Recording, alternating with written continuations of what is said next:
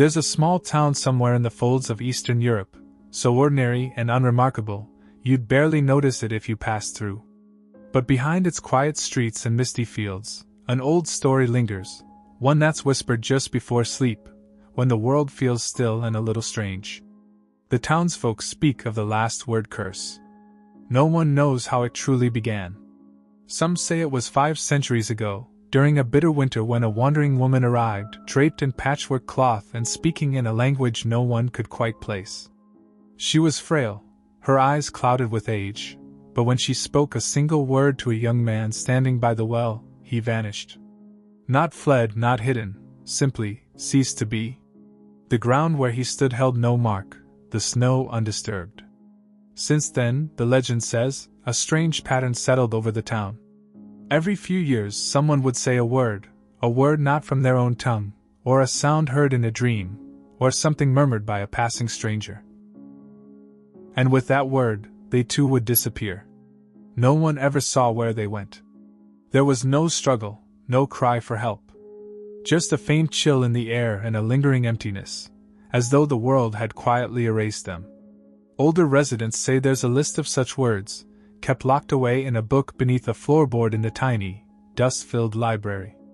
The librarian, an elderly woman named Marta, is said to guard it still, though she rarely speaks of it. Some believe she lost her own brother to one of those cursed words. Others think it's all just an old superstition, meant to keep children from repeating strange things they don't understand. And yet, every so often, a traveler passing through leaves behind a story. A lone word scrawled into misted glass. A name whispered in sleep. A word no one dares say aloud. No one remembers what the words are anymore, but it's said the curse never truly left. Some nights, the mist rolls in a little thicker, and the wind carries sounds that don't belong. And in those moments, if you listen closely, you might just hear a word you've never heard before. And if you do, don't repeat it. The town's most peculiar detail wasn't the disappearances themselves, but how no one dared document them. In an age where everything ended up online, no footage existed. No photographs. No police reports that lasted more than a day before mysteriously vanishing from records. It was as though the town itself was complicit, protecting its ancient secret in silence. Elias Voss was the first outsider in years to take the curse seriously.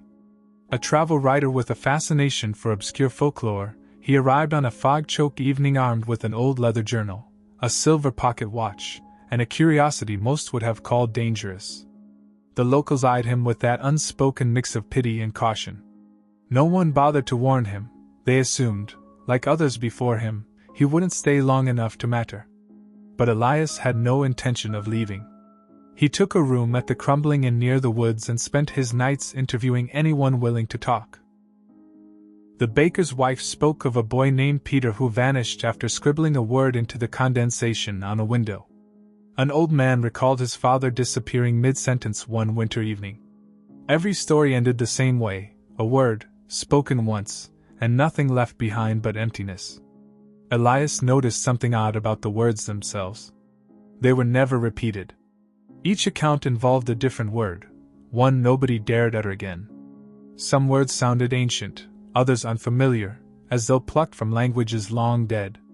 He began to suspect the town's silence wasn't out of fear alone, but because no one could predict which word would be next.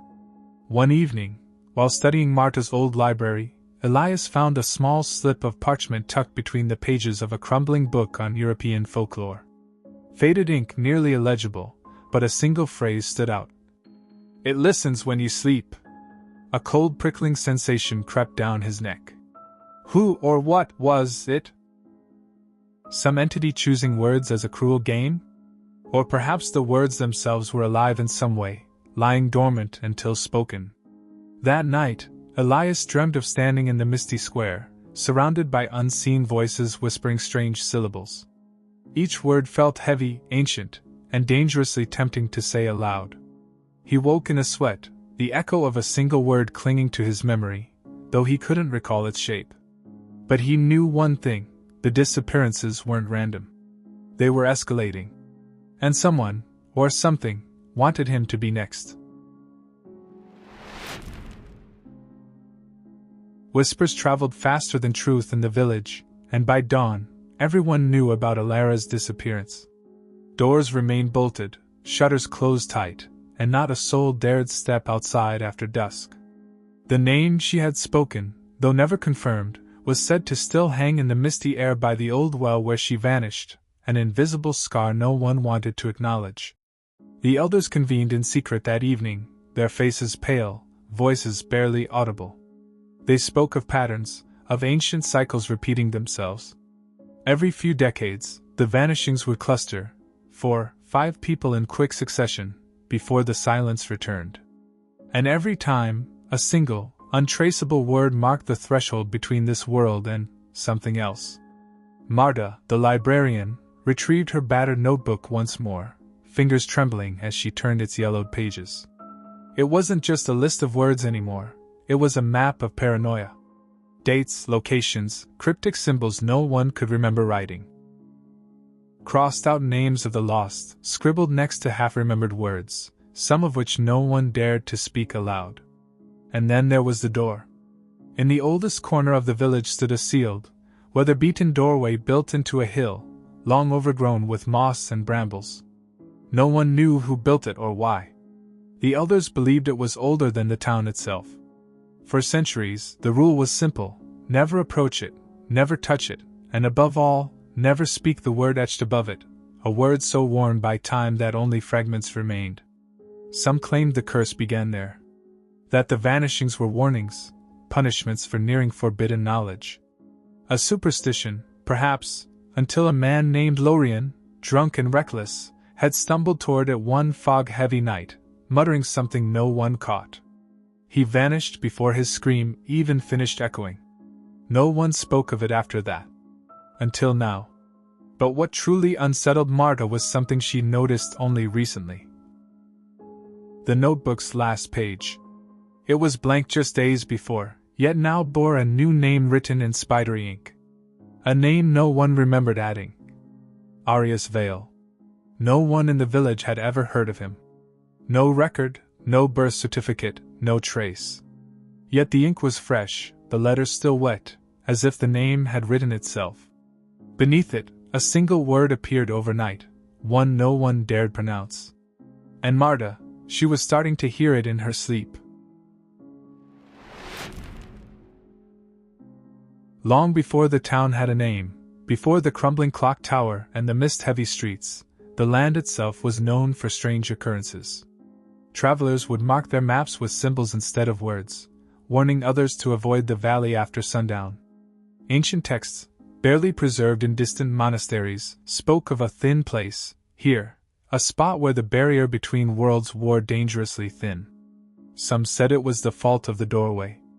Others believed the earth beneath the village hid something far older than humanity itself. But whatever the cause, stories of vanishing people went back far beyond what the current villagers remembered. Every few generations, as though on cue, the pattern returned. And always it started with a word. An old manuscript, recovered from a ruined abbey miles away, contained the earliest mention. Beware the spoken thread. The word unravels the soul from its tether. No one understood what it meant, but the phrasing lingered in the mind. A word, not just as sound, but as an anchor between this world and another. Marta, increasingly restless, began piecing together fragments from folklore, half-burned letters, and whispered confessions. A chilling pattern emerged. The disappearances always coincided with a specific astronomical event. A rare alignment of stars and moons that only occurred once every 77 years. And it was happening again. This week. In the last recorded alignment, 5 people had vanished within days. Each had reportedly uttered a word they never heard before, as if it had been placed in their mouths by an unseen hand. One survivor described hearing a faint voice in her ear before her friend disappeared, a voice she swore spoke from inside the earth. More unsettling was a newly uncovered letter, centuries old, written by a town ancestor.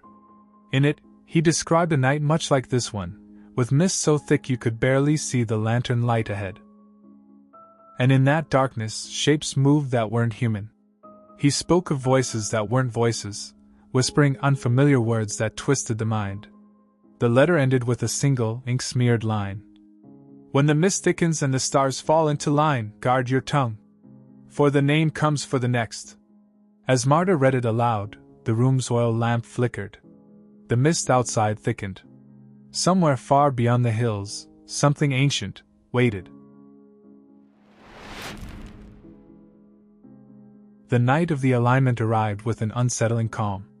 The mist hung heavier than ever, swallowing the streets and muffling sound. No birds sang.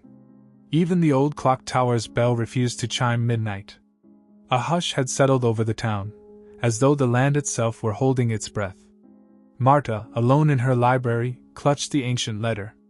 The ink, though faded, seemed fresher somehow, as if it too sensed what was coming. She glanced at the list of forbidden words in her notebook, words spoken by those long gone, names and sounds pulled from forgotten tongues. But one word stood apart. A word she'd never seen before. It wasn't in any language she recognized. And yet, deep inside, it felt familiar. As if it had been waiting for her all along. Arias Vale. The name pulsed in her mind, bringing with it flashes of barren landscapes, crumbling cities, and towers of stone beneath an alien sky. Faces long dead whispered the name, eyes hollow, mouths moving without sound. It wasn't a word meant for human lips. Outside, the mist parted for a moment, revealing a figure at the edge of town, featureless, tall, and utterly still. Not a person. Not quite. And then a voice, low and ancient, spoke from the darkness. "Say it." Her pulse pounded. The word pressed against her throat, desperate to escape. Every instinct screamed to resist. But even as she clamped a hand over her mouth, the temptation lingered. Somehow, part of her wanted to know what lay beyond. And here's the strange part, you probably feel it too. Right now. That urge to lean a little closer, to hear the words spoken aloud. That's the thing about these stories. Once they find you, they never quite leave. If you've made it this far, you're already part of the mystery. So before you vanish too, tap like, hit subscribe, and let's chase the next strange secret together under the moonlight. Because somewhere out there, another word waits. And next time, it might be yours.